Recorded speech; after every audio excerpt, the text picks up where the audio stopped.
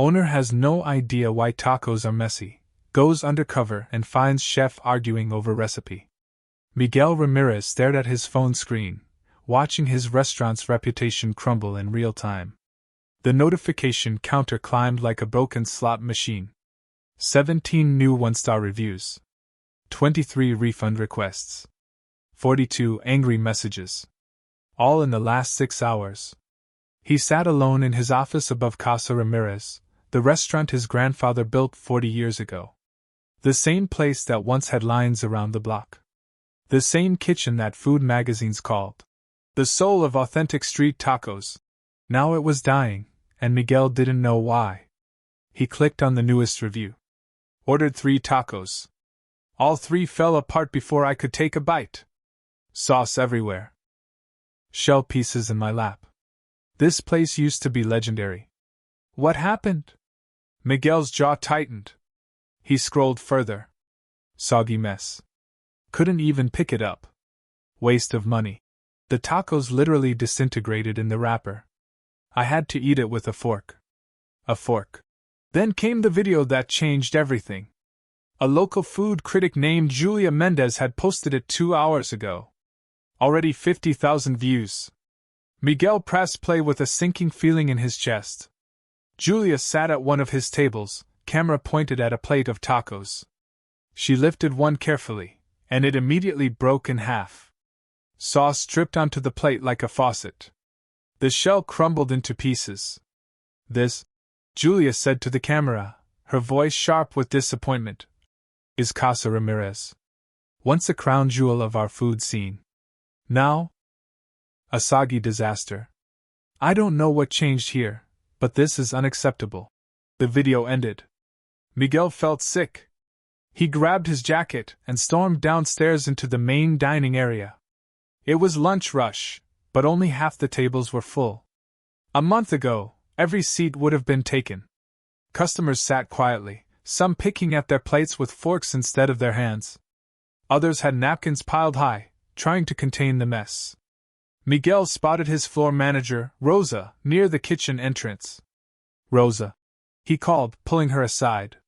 What the hell is going on with the tacos? Rosa looked exhausted. Dark circles shadowed her eyes. I don't know, Miguel. I've been asking the kitchen all week. They keep saying nothing changed. Nothing changed? Miguel's voice rose. Look around. People are eating tacos with forks. Our reviews are in free fall. I know. Rosa lowered her voice. I've asked Carlos 3 times. He just gets defensive and says he's following the recipe exactly. Miguel felt anger rise in his throat. Carlos had been his head chef for 8 years. Loyal, skilled, passionate. But something was clearly wrong. What about Diego? Miguel asked. Diego was the new sous chef they'd hired 6 weeks ago, right around when the complaints started. Rosa hesitated. Diego's talented. But he and Carlos barely speak anymore. The kitchen feels tense. Tense how? Like they're avoiding each other. Sometimes I hear raised voices, but they stop when anyone gets close. Miguel looked through the kitchen window. Carlos stood at the prep station, his face hard and frustrated. Diego worked across from him, jaw clenched, movements quick and aggressive. They didn't make eye contact once. Have you tried the tacos yourself? Miguel asked. Rosa nodded. Yesterday. Miguel, they fall apart immediately. The shells are soaked through before they even reach the table. It's like someone's drowning them in sauce. Miguel's phone buzzed again. Another refund request. Then another. He felt the weight of 40 years of family legacy pressing down on his shoulders. He thought of his grandfather, who'd started this restaurant with nothing but a street cart and a dream. He thought of the framed photo in the hallway, 3 generations standing in front of Casa Ramirez, smiling, proud. Now that legacy was crumbling like a soggy taco shell. I need to figure this out, Miguel muttered. How? Rosa asked. The staff won't talk. Carlos won't admit anything's wrong. And Diego just smiles and says everything's fine. Miguel stood silent for a moment, watching his kitchen through the window. Then an idea formed, risky, maybe even desperate, but necessary. What if they don't know I'm watching? He said quietly. Rosa frowned. What do you mean? Miguel turned to her, his expression hardening with determination. What if I go in there myself? Not as the owner. As someone new. Someone they'll talk freely around. You want to go undercover? In your own restaurant? It's the only way I'll get the truth. They're hiding something, Rosa. I can feel it. And if I walk in there as Miguel Ramirez, owner and boss, everyone will just smile and lie to my face. Rosa studied him carefully. You're serious about this? Dead serious. I've spent my whole life building on what my grandfather started. I'm not letting it die because two chefs can't get along, or whatever the hell is really happening in that kitchen. Rosa glanced back at the dining room, at the half-empty tables and the customers eating with forks. She nodded slowly. Okay. What do you need from me? Miguel pulled out his phone and opened the staff schedule. Tell Carlos we're hiring a new kitchen helper. Someone to handle basic prep work. I'll come in tomorrow as Mike, plain clothes, glasses, no one who'd recognize me as the owner. And then? Then I watch. I listen. And I figure out exactly why our tacos have turned into a soggy disaster. He looked back at the kitchen one more time. Tomorrow, he'd find the truth. Miguel arrived at the restaurant's back entrance at 6 a.m., feeling ridiculous. He'd bought reading glasses from a drugstore, wore a faded gray t-shirt he'd found in his gym bag, and pulled a baseball cap low over his eyes. His usual clean-shaven face now had 3 days of stubble. He looked nothing like the polished owner who wore button-down shirts and greeted customers at the door. He looked like Mike, a guy who needed a job. Rosa met him at the employee entrance, holding a clipboard. She barely suppressed a smile. You look terrible, she whispered. That's the point, Miguel muttered. Is Carlos here yet? In the kitchen. He's already stressed. We've got a catering order for lunch and 2 staff called in sick. Rosa handed him the clipboard. You're officially Mike Torres, new kitchen helper. I told Carlos corporate sent you as temporary coverage. Corporate? You own 3 locations, Miguel. Carlos knows the main office sometimes sends people around. She looked him over once more. Keep your head down. Don't talk too much. And for God's sake, don't correct anyone's technique. Miguel nodded and pushed through the door. The kitchen smelled like roasting peppers and fresh cilantro. It should have been comforting. Instead, it felt like enemy territory. Carlos stood at the main prep counter, chopping onions with sharp, aggressive movements. Diego was across the room, stirring something on the stove with his back turned.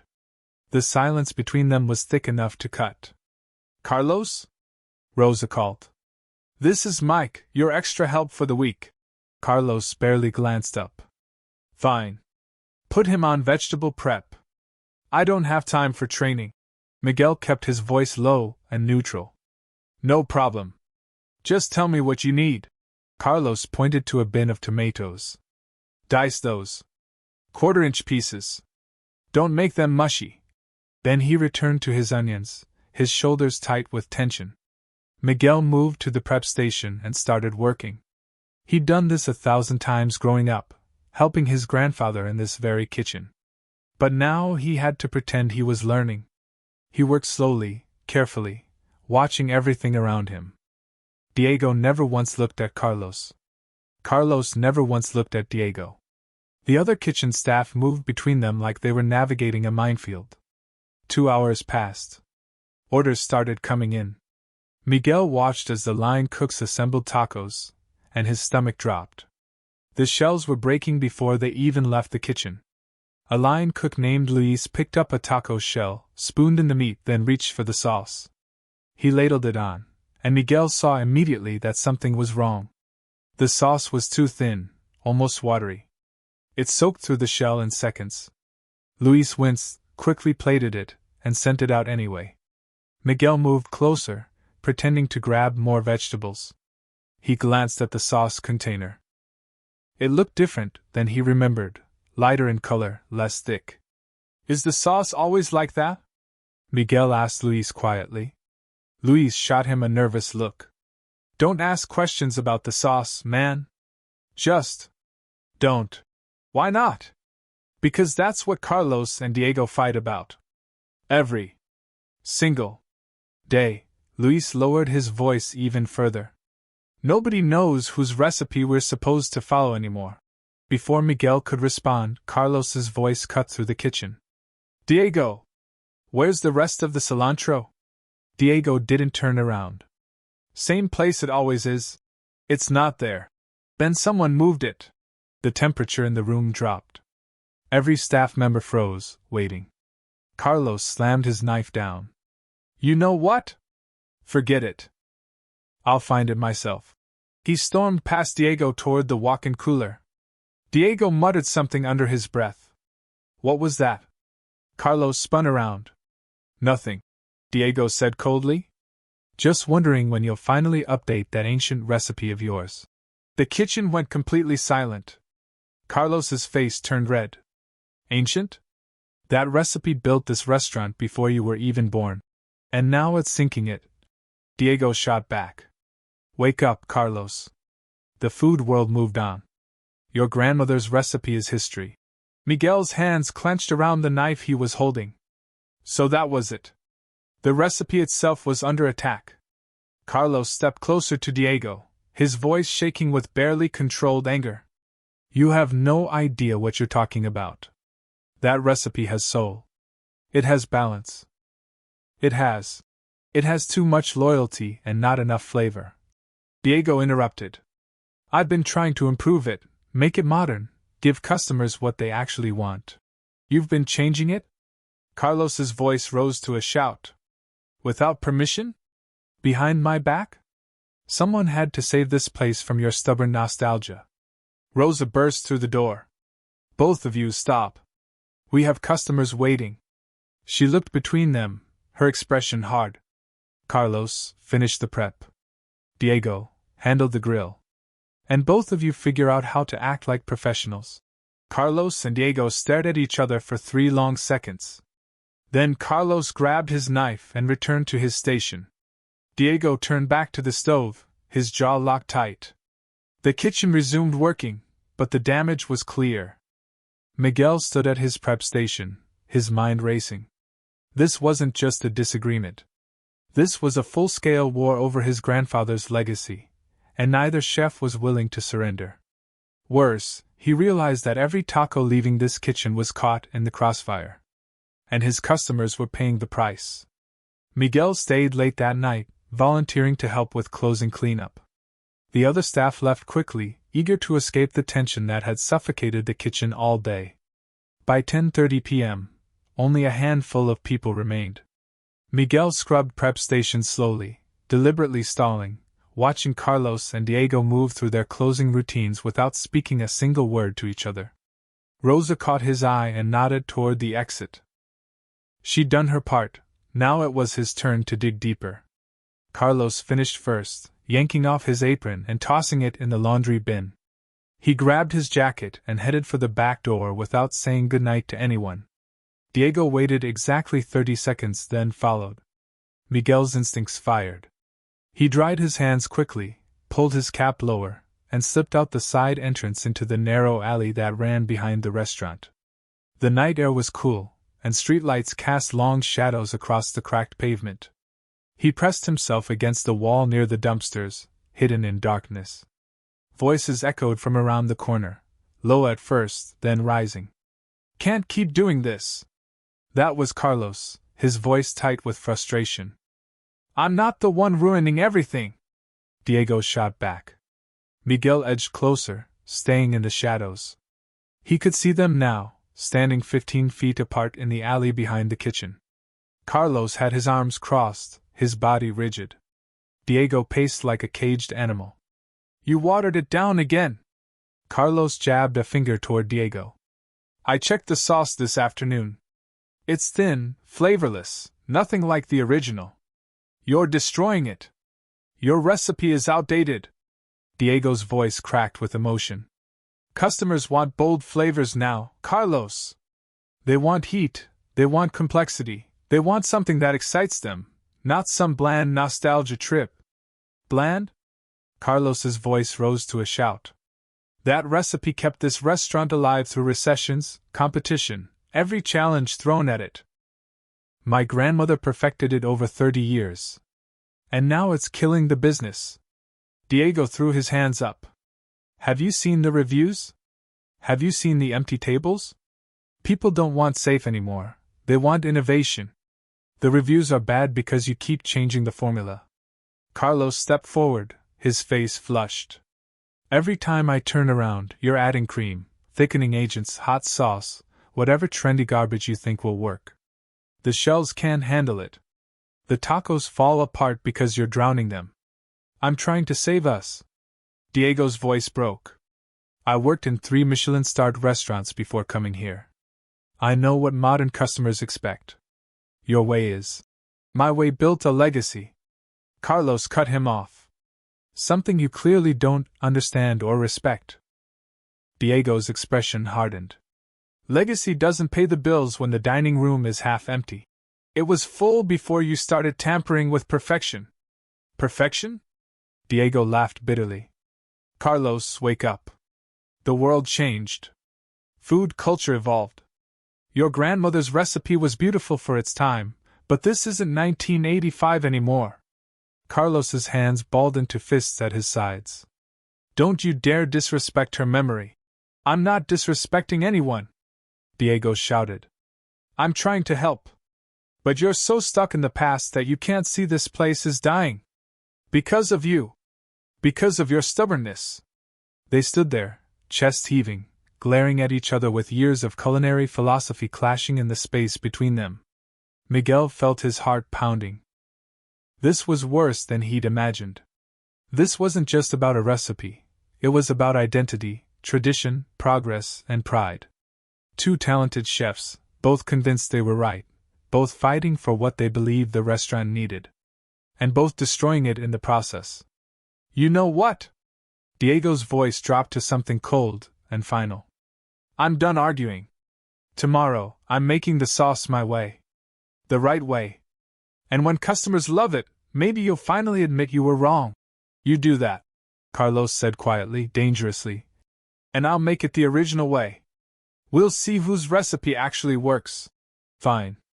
Fine. They stared at each other for another moment, and Miguel saw something shift in both their faces. This wasn't just anger anymore. It was hurt. Betrayal. 2 people who'd once respected each other now standing on opposite sides of an unbridgeable gap. Diego turned and walked away first, his footsteps echoing down the alley toward the parking lot. Carlos stood alone for a moment, his shoulders sagging. He pulled out his phone, stared at the screen, then put it away without making a call. Miguel could see his face in the dim light, exhausted, defeated, but still stubbornly set. Carlos walked in the opposite direction, disappearing into the darkness. Miguel stayed hidden for several minutes after both chefs left, processing what he just witnessed. This wasn't a simple kitchen dispute. This was a fundamental war over the soul of Casa Ramirez. Carlos fighting to preserve everything Miguel's grandfather had built. Diego fighting to evolve it into something that could survive modern competition. Both of them so convinced of their righteousness that they couldn't see they were tearing the restaurant apart. Miguel pulled out his phone and texted Rosa, "Found the problem. It's worse than we thought." Her response came immediately, "What do we do?" Miguel looked up at the back of his restaurant, at the building that held 3 generations of memories, recipes, and dreams. "I need to know who's actually right," he typed back. "Tomorrow, I follow them both." Miguel woke up at 5 a.m. with a plan. He'd barely slept, his mind replaying the alley argument over and over. 2 chefs. 2 philosophies. 1 crumbling restaurant. He needed to understand where each of them was coming from before he could fix anything. And that meant following them. He dressed in the same disguise, cap, glasses, old jacket, and drove to Carlos's apartment across town. At 6:15 a.m., Carlos emerged carrying 2 canvas shopping bags and climbed into his old pickup truck. Miguel followed at a distance. 20 minutes later, they arrived at the Saturday Farmers Market downtown. Vendors were still setting up their stalls, arranging pyramids of produce under colorful awnings. The air smelled like fresh bread and coffee. Carlos parked and headed straight for the produce section. Miguel grabbed a shopping basket and pretended to browse, keeping Carlos in his peripheral vision. Carlos moved with purpose, stopping at a stall run by an elderly woman with silver hair. He picked up tomatoes one by one, examining each carefully, checking for firmness, color, the subtle give that indicated perfect ripeness. "These are good today, Mrs. Chin," Carlos said, his voice warm. Completely different from the angry man in the alley last night. "Always good for you, Carlos," Mrs. Chin replied with a smile. "You're here early. Big day?" "Every day is big." Carlos selected 6 tomatoes and placed them gently in his bag. "But especially today. I'm going back to basics, making sure everything is exactly right." He moved to the pepper display next, running his fingers over jalapenos and serranos. Miguel edged closer, pretending to examine avocados nearby. "You still using your grandmother's recipe?" an older vendor asked from the next stall. Carlos looked up, and Miguel saw something vulnerable cross his face. "Always," Carlos said quietly. "It's the only thing that matters. She taught me that food isn't just about flavor, it's about memory, connection, love.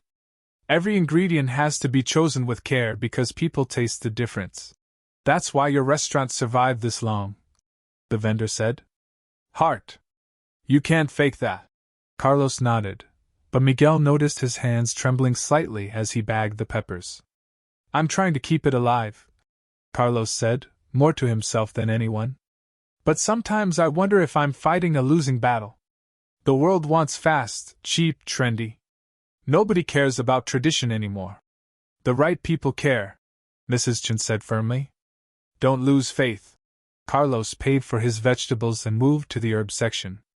Miguel watched him select cilantro with the same meticulous attention, smelling each bunch, checking for browning leaves.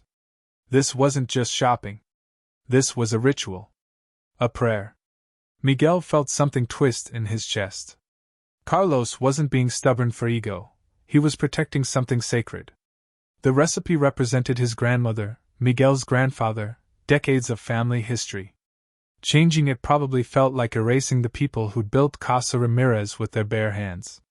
Carlos finished his shopping and returned to his truck. Miguel waited until he drove away, then checked his phone. He'd asked Rosa to track Diego's movements this morning. Her text read, "Diego just left his apartment. Heading downtown." Miguel's eyes narrowed. Downtown meant the market. He walked deeper into the vendor rows, scanning faces. 5 minutes later, he spotted Diego at a specialty stall near the back, one that sold imported ingredients and gourmet items. Diego stood with a vendor in a white apron, examining bottles of thick cream. "This is Mexican crema, yes?" Diego asked. "Authentic," the vendor confirmed. "Rich, cultured, perfect for sauces." Diego nodded and took 3 bottles. Then he moved to the spice section, selecting small jars Miguel didn't recognize. Chipotle powder, smoked paprika, something labeled Ghost Pepper Blend. "Building something special?" the vendor asked. "Trying to," Diego said. His voice carried a different kind of weight than Carlos's, not nostalgia, but hunger. Ambition. "I'm working at a restaurant that's stuck in the past. Beautiful history, but it's dying because the chef refuses to evolve." The vendor made a sympathetic sound. "Old school guys can be tough. He's not just old school, he's living in a museum." Diego picked up a jar of truffle oil. "I've trained at Per Se, at Pugil in Mexico City, at places that push boundaries. I know what modern Mexican cuisine can be. But he won't listen. Won't even try my ideas. So what are you going to do?" Diego's jaw set with determination. "I'm going to prove him wrong. Today, I'm making my version of the signature sauce. When customers taste real innovation, real technique, they'll choose it over his grandmother's relic. They have to." He paid for his ingredients, expensive ones, Miguel noticed, and left the market quickly. Miguel stood frozen between 2 stalls, his shopping basket forgotten in his hand. Now he understood. Carlos saw the original recipe as a living memorial, something worth protecting at any cost. Every tomato he chose, every pepper he examined, it was all an act of love and loyalty. Diego saw it as a cage, something holding the restaurant back from its potential. Every modern ingredient he selected was a promise of what Casa Ramirez could become if only it was brave enough to change. Both of them passionate. Both of them skilled. Both of them absolutely convinced they were saving the restaurant. And both of them destroying it. Miguel pulled out his phone and called Rosa. "I need you to clear the test kitchen this afternoon," he said. "Things are about to explode." Miguel arrived back at the restaurant by noon, still dressed as Mike. The lunch shift was in full chaos. Orders backed up on the line, customers waited impatiently, and the kitchen staff moved with the frantic energy of people trapped in a building that was slowly catching fire. But Miguel barely noticed any of it. His attention was locked on Carlos and Diego, who'd both claimed opposite ends of the test kitchen, a small prep area usually reserved for developing new menu items. They were building their sauces. Carlos worked with quiet intensity, his farmer's market vegetables spread before him like sacred objects. He roasted the tomatoes and peppers directly over the gas flame, turning them carefully until the skins blistered and charred. The smell filled the kitchen, smoky, earthy, authentic. Diego occupied the other counter, his imported ingredients arranged in precise rows. He blended the crema with chipotles, adjusting measurements with the precision of a chemist. His movements were confident, almost theatrical, like he was performing for an invisible audience. Neither spoke. Neither looked at the other. But everyone else in the kitchen felt the electricity in the air. Miguel positioned himself at a prep station between them, chopping vegetables he didn't need, watching everything. Carlos finished roasting and began grinding his ingredients in a molcajete, the traditional stone mortar his grandmother had used. The scraping sound was rhythmic, almost meditative. He added lime juice, salt, a touch of cumin. His hands moved with muscle memory built over decades. Diego used a high-speed blender, creating a sauce that was perfectly smooth and modern. He tasted it, frowned, added more ghost pepper blend. Tasted again. Nodded with satisfaction. An hour passed. The lunch rush peaked.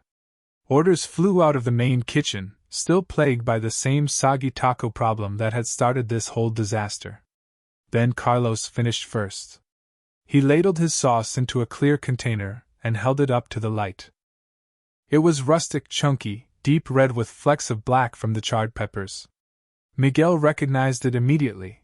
This was the original, exactly as his grandfather had made it. "This," Carlos said loudly, addressing the entire kitchen, "is what Casa Ramirez is supposed to taste like." Diego looked up from his blender. "That's what Casa Ramirez used to taste like." The kitchen went silent. Line cook stopped mid-motion. Luis dropped a spoon and didn't pick it up. "Excuse me?" Carlos's voice was dangerously quiet. Diego poured his own sauce into a container, smooth, creamy, orange-red with perfect consistency. "You heard me. Your recipe is history. This," he held up his creation, "is the future." Carlos slammed his container on the counter. "The future? You mean trendy garbage that masks the real flavors?" "I mean innovation that gives customers what they actually want." Diego's voice rose. "Complex layers, heat that builds, professional technique instead of primitive grinding stones." "Primitive?" Carlos's face flushed red. "That molcajete is older than you are. It has more integrity in its stone than you have in your entire body. Integrity doesn't save a failing restaurant." Diego shouted back. "Customers want bold flavors now. They want excitement. Your grandmother's recipe is beautiful, Carlos, but it's not enough anymore. It was enough for 40 years. And now we're bleeding customers every single day." The staff watched like spectators at a tennis match, their heads turning back and forth between the two chefs. Miguel's hands tightened around his knife. This was spiraling out of control. "You want to know the real problem?" Carlos stepped around his counter, moving toward Diego. The problem is you have no respect, no loyalty, no understanding that some things are bigger than your ego. My ego? Diego laughed harshly. You're the one who refuses to accept that times change. The food world moved on, Carlos. Customers have access to food from everywhere now. They've tasted Thai, Vietnamese, fusion, molecular gastronomy. They're educated. And you're serving them something their grandmothers made. Because it's good. Carlos's voice cracked. Because it has soul. Because it represents something real, not whatever fake modernist nonsense you learned at your fancy restaurants. Those fancy restaurants had Michelin stars. Diego's hands shook. I worked under chefs who revolutionized cuisine. I learned from the best in the world. But you're so buried in the past that you can't see I'm trying to help. Help? Carlos grabbed his sauce container. This is help, honoring tradition, respecting where we came from, keeping the heart of this place alive. This is help. Diego grabbed his own sauce. Evolution, adaptation, giving customers something worth coming back for. They stood face to face, both holding their sauces like weapons. Rosa burst through the door. What is going on in here? We have orders backing up, customers are complaining, and you two are. We're settling this. Carlos interrupted. Right now. I'm tired of fighting. Let's make tacos with both sauces and see which one actually works. Fine, Diego said coldly. Let's prove once and for all whose vision is right. They moved to the taco station, grabbing shells, meat toppings. The staff pressed closer, forming a circle around them. Miguel watched as both chefs assembled their tacos, identical in every way except the sauce. Carlos used his traditional recipe. The taco held together perfectly, balanced and clean. Diego used his modern version. The tacos sagged immediately, sauce dripping through the shell, making a mess on the plate. The kitchen stared in stunned silence. Diego's face went pale. Your future, Carlos said quietly, just destroyed another taco. Miguel couldn't watch anymore. The entire kitchen stood frozen, staring at Diego's collapsed taco while Carlos's remained intact. The humiliation on Diego's face was raw, his modern sauce, his professional training, his vision for the future, all reduced to a soggy mess on a plate. But what made Miguel's chest tighten was that Diego still didn't understand why it failed. And Carlos was too angry to explain. They'd both been so busy fighting that they'd stopped actually solving the problem. 40 years of legacy was crumbling because two talented people couldn't communicate. Miguel had seen enough.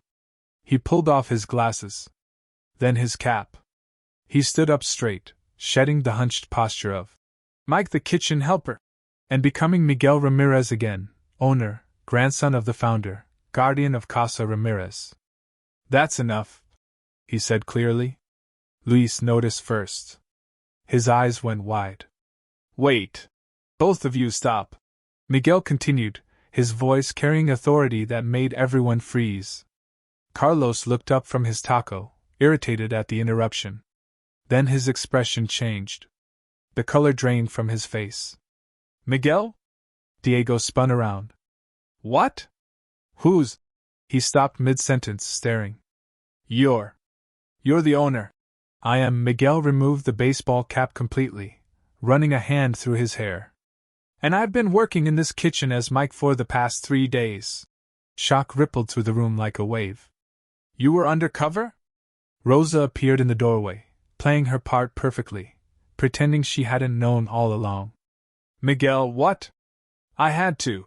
Miguel looked around at his staff, at their stunned faces. The restaurant was falling apart. Reviews were terrible. Customers were leaving. And when I asked what was wrong, everyone said nothing had changed. He turned to Carlos, whose expression had shifted from shock to something that looked like betrayal. But things had changed, hadn't they, Carlos? Carlos's jaw worked silently. His hands gripped the edge of the counter. Miguel turned to Diego next. And you? You've been here 6 weeks. Right around the time our problem started. Diego's face flushed red. I was trying to improve. I know what you were trying to do. Miguel cut him off. I followed you both this morning. Carlos to the farmer's market, carefully selecting every ingredient like it was a religious ritual. Diego to the specialty vendors, buying expensive modern ingredients to revolutionize our menu. He gestured to the 2 sauces sitting on the counter. I watched you both build these in complete silence, refusing to communicate, each convinced you were saving the restaurant. Miguel's voice hardened. What you were actually doing was destroying it. Miguel. Carlos started. No. Let me finish. Miguel stepped forward, his eyes moving between both chefs. I went undercover because I felt disconnected. Because I was sitting in my office upstairs while my kitchen was at war, and nobody would tell me the truth. I had to see it myself. The kitchen remained deathly silent. And here's what I saw: 2 extremely talented chefs who both care deeply about this restaurant, tearing it apart because they're too stubborn to work together. He won't listen to new ideas. Diego's voice broke through. Every suggestion I make, he shoots down. How am I supposed to? And you won't respect the foundation this place was built on. Carlos fired back.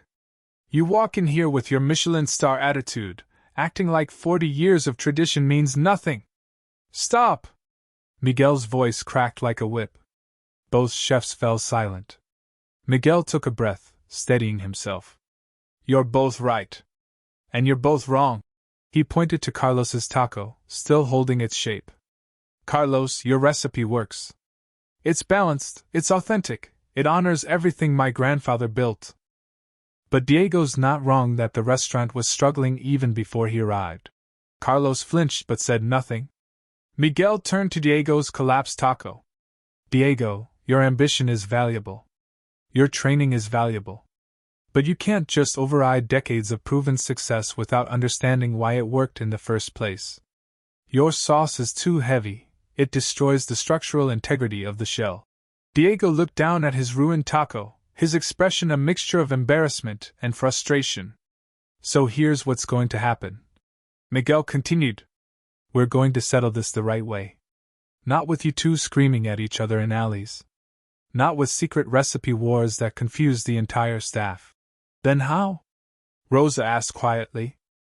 Miguel had thought about this all night, lying awake after following both chefs to the market. A blind tasting, he said. Tomorrow evening.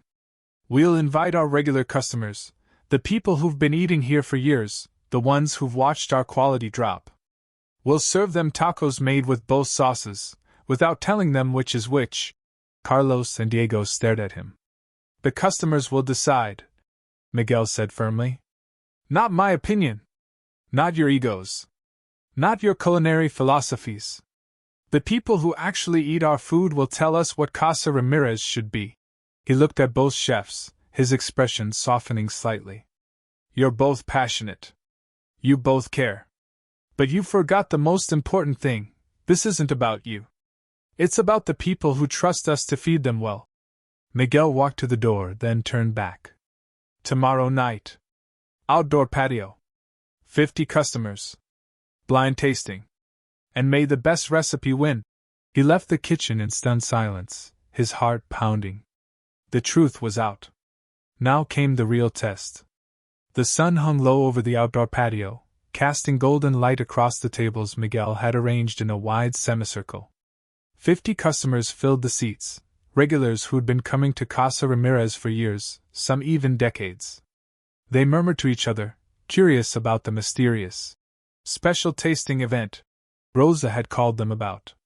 Paper placemats sat before each guest, marked simply, Taco A and Taco B, with space for comments.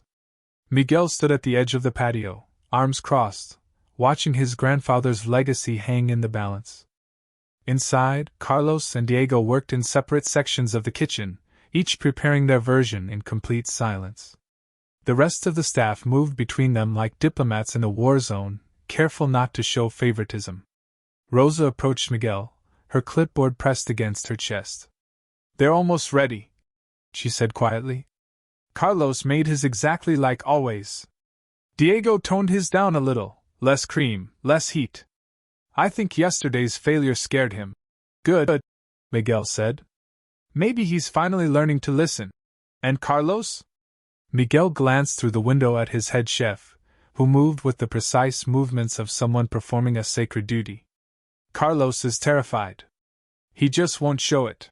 The first trays emerged 10 minutes later. Servers carried identical-looking tacos to each table, Taco A on the left, Taco B on the right. The customers leaned forward, intrigued. Some picked up their phones to take photos. "Ladies and gentlemen," Miguel called out, stepping into the center of the patio. "Thank you all for coming. You've been loyal to Casa Ramirez for years, and your opinion matters more than anyone's." Faces turned toward him, attentive. "We're asking you to taste both tacos and tell us honestly which one you prefer. We won't tell you anything about them, no names, no stories, nothing. Just taste, and tell us what you think." He nodded to Rosa, who gestured for everyone to begin. Miguel watched 50 people lift tacos simultaneously. The first bites were thoughtful, analytical. People chewed slowly, their expressions concentrating. Some immediately reached for Taco B. Others took a second bite of Taco A before even touching the other one. Miguel couldn't breathe. An elderly woman named Mrs. Ortega, who'd been coming here since Miguel's grandfather first opened, finished Taco A and immediately picked up her pen. She wrote something, underlined it twice, and nodded to herself with satisfaction. A younger couple in their 20s tried Taco B first. The woman's face lit up briefly, then fell as she picked it up and sauce dripped onto her plate. She frowned, set it down, and reached for Taco A instead. A food blogger Miguel recognized took methodical notes between bites, photographing both tacos from multiple angles. The murmuring started low, then grew louder as people compared opinions with their neighbors. A has better balance, but B has more personality. Falling apart though. Tastes like the old days. Miguel's heart hammered against his ribs. After 15 minutes, Rosa collected the comment cards. Miguel retreated to the kitchen where Carlos and Diego waited on opposite sides of the room, either willing to look at the other. "It's done," Miguel said. "Rosa's tallying now." Carlos's hands trembled slightly. He shoved them in his pockets. Diego stared at the floor, his jaw clenched so tight Miguel could see the muscle jumping. 5 minutes felt like 5 hours. Rosa finally appeared in the doorway, her expression carefully neutral. She handed Miguel the clipboard without a word. Miguel looked at the numbers. Taco A, Carlos's original 47 votes. Taco B, Diego's modern 3 votes. The room seemed to tilt. Miguel read through the comment cards, his throat tightening with each one. Taco A tastes like home. Like memory. Like everything I loved about this place. A has soul. B has ambition, but no heart. Taco B was creative, but it fell apart. Taco A held together and made me feel something. A reminds me why I've been coming here for 20 years. B tastes like it's trying too hard. One card simply read, "Welcome back, Casa Ramirez. We missed you." Miguel looked up at Carlos, whose eyes had filled with tears he was desperately trying to hold back. Then he looked at Diego, who stood completely still, his face drained of color. "Carlos," Miguel said quietly. 47-3. It wasn't even close. Carlos exhaled shakily and turned away, wiping his eyes with the back of his hand. Diego's voice came out barely above a whisper. "They chose tradition. They chose what works," Miguel corrected gently. "They chose balance, structure, and something that made them feel connected to this place." Diego nodded slowly, and Miguel saw something break behind his eyes. Not just defeat, but understanding. Maybe for the first time, Diego realized that innovation without foundation was just chaos in a shell. "I was wrong," Diego said, his voice thick. "I thought I was saving the restaurant, but I was pushing my vision without understanding what made this place special in the first place." Carlos turned back around, surprised. "I should have listened to you," Diego continued, looking at Carlos directly. "I should have asked why the recipe worked before trying to change it. I'm sorry." The kitchen went quiet. Carlos stared at Diego for a long moment. Then, slowly, he nodded. "I should have been willing to hear you out," Carlos admitted. Not every new idea is an attack. Miguel felt something loosen in his chest. Maybe there was still hope. The next evening, Miguel stood on the rooftop of Casa Ramirez watching the sun paint the sky in shades of orange and pink. Below him, the dining room buzzed with energy he hadn't heard in months. Every table was full. Laughter echoed up through the ventilation. The kitchen moved like a well-oiled machine. No fighting, no tension, just the rhythm of people working together towards something bigger than themselves. Footsteps on the metal stairs made him turn. Carlos emerged first, still wearing his chef's coat, followed by Diego. Both looked exhausted but lighter somehow, like they'd each put down a weight they'd been carrying for too long. "You wanted to see us?"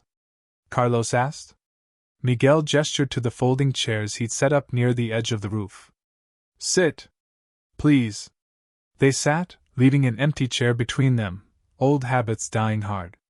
Miguel remained standing, looking out over the neighborhood where his grandfather had built something from nothing. Where his family had fed thousands of people over 4 decades. Where 2 talented chefs had nearly destroyed everything because they couldn't see past their own convictions. "I've been thinking," Miguel started, "about what happens next." Diego tensed immediately. "If you're firing me, I understand. I deserve it. I'm not firing anyone," Miguel said firmly. He turned to face them both. "What I saw these past few days wasn't malice. It wasn't laziness. It was 2 people who care so much about this restaurant that they were willing to fight for what they believed would save it." Carlos looked down at his hands. "The problem," Miguel continued, "is that you were both half right. Carlos, your dedication to the original recipe, to the foundation my grandfather built, that's the soul of Casa Ramirez. Without it, we're just another taco place. The blind tasting proved that." Carlos nodded slowly, something like vindication crossing his face. "But Diego," Miguel turned to the younger chef, "your hunger for evolution, for pushing boundaries, that's not wrong either. We were struggling before you arrived. The restaurant wasn't failing because of you. It was already slipping." Diego looked up surprised. "The truth is, Casa Ramirez needs both of you," Miguel said. "Tradition and innovation. Roots and growth.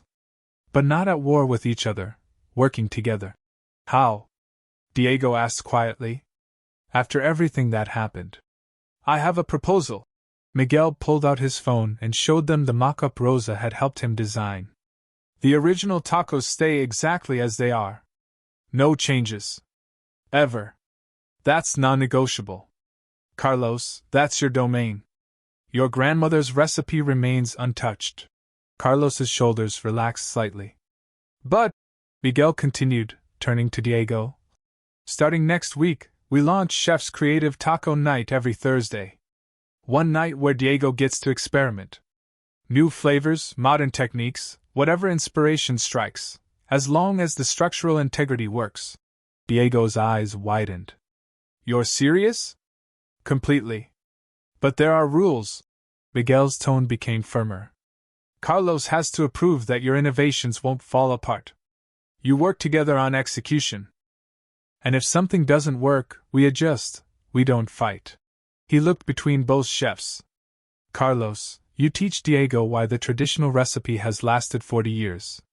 Diego, you show Carlos that evolution doesn't mean erasure. You both learn from each other." The rooftop fell silent except for the distant sounds of the city. Carlos spoke first. "You think we can work together after all this?" "I think you already respect each other more than you want to admit," Miguel said. "You wouldn't have fought so hard if you didn't both care deeply about the same thing." Diego turned to Carlos, his expression uncertain. "I meant what I said yesterday. I'm sorry. I came in here thinking I knew everything, and I didn't take the time to understand what you built." Carlos studied him for a long moment. "And I'm sorry I shut you down without listening. You have talent, Diego. Real talent. I was just scared of losing something irreplaceable." "You won't lose it," Diego said. "I get that now. The original recipe is sacred. I won't touch it again." Carlos extended his hand across the empty chair between them. Diego stared at it, then reached out and shook firmly. Miguel felt emotion tighten his throat. This was what his grandfather would have wanted, not perfection, but people willing to fight for something bigger than themselves, and wise enough to find common ground. "There's one more thing," Miguel said, pulling out his phone again.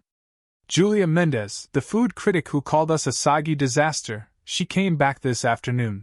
Both chefs tensed. "She tried the original recipe. The real one, made correctly." Miguel turned the phone to show them the Instagram post that already had thousands of likes. "I was wrong about Casa Ramirez. Came back today and tasted the tacos I remember from years ago. Whatever chaos was happening in their kitchen, they fixed it. This is the restaurant I fell in love with, authentic, soulful, perfectly balanced. Welcome back, Casa Ramirez. You've been missed." Carlos exhaled slowly, his eyes glistening. Diego smiled, genuine and relieved. "So," Miguel said, looking out over his dining room one more time, "we start fresh tomorrow. Original recipe as the foundation. Creative nights as the future. And both of you working together instead of tearing each other apart." "Deal," Carlos said. "Deal," Diego echoed. They stood together on the rooftop as the sun finally dipped below the horizon, painting the sky deep purple. Below them, Casa Ramirez hummed with life again, plates clinking, customers laughing, the heart of the restaurant finally beating steady and strong. Miguel breathed deeply, feeling the weight of 3 generations settle comfortably on his shoulders. Balance had returned. And the legacy would continue,